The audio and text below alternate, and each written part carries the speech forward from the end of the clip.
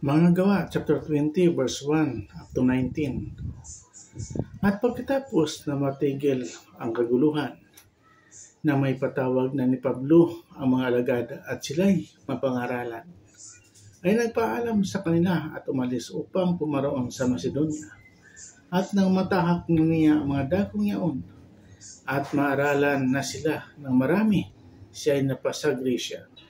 At nang siya ay makapagugol na ng 3 buwan doon, at mapabakayan siya ng mga Hudyo nang siya ay lalayag na sa Syria, ay pinasiyahan niyang bumalik na magdaan sa Macedonia.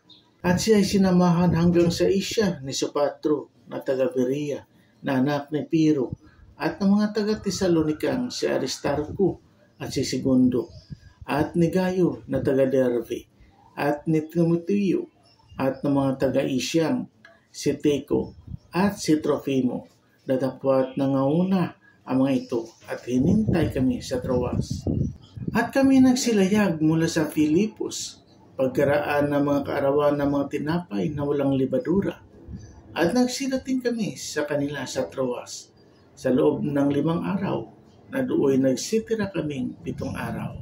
At nang unang araw ng 1 linggo, nang kami nangagkakapisan upang pagputol-putulin ang tinapay, si Pablo ay nangaral sa kanila na nag-aakalang umalis sa kinabukasan at tumagal ang kanyang pananalita hanggang sa hating gabi. At may maraming mga ilaw sa silid sa itaas na pangkatipunan namin. At may nakaupo sa durangawan ng isang binatang nangangalang Eutico na mahimping sa pagtulog. At samantalang si Pablo ay nangangaral ng mahaba, palibhas ay natutulog ay nahulog buhat sa 3 grado at siya ay binuhat na patay.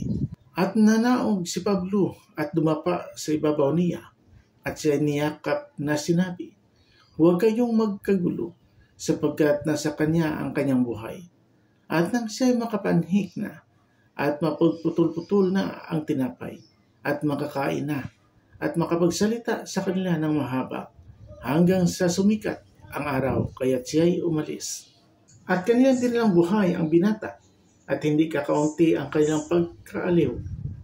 Datapwat kami, nanguna sa daong, ay nagsilayag na patungong Ason, na doon namin inaakalang ilulan si Pablo, sapagkat gayon ang kanyang ipinasiya na ninanasa niyang maglakad.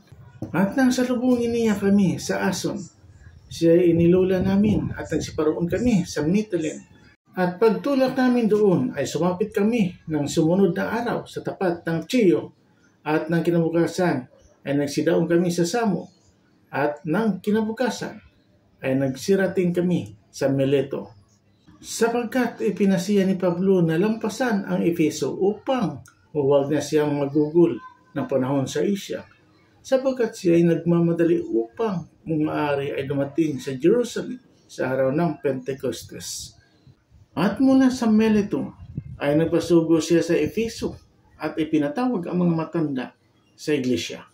At nang sila ay magsidating sa kanya, ay sinabi niya sa kanila, "Nalalaman ninyo na mula ng unang araw na ako'y tumungtong sa Asia kung paano ang pakikisama ko sa inyo sa buong panahon, na ako'y naglilingkod sa Panginoon ng buong pagpakumbaba ng isip at ang mga luha at ang mga pagsubok na dumating sa akin dahil sa mga pagbakay ng mga Hudyo." Amen.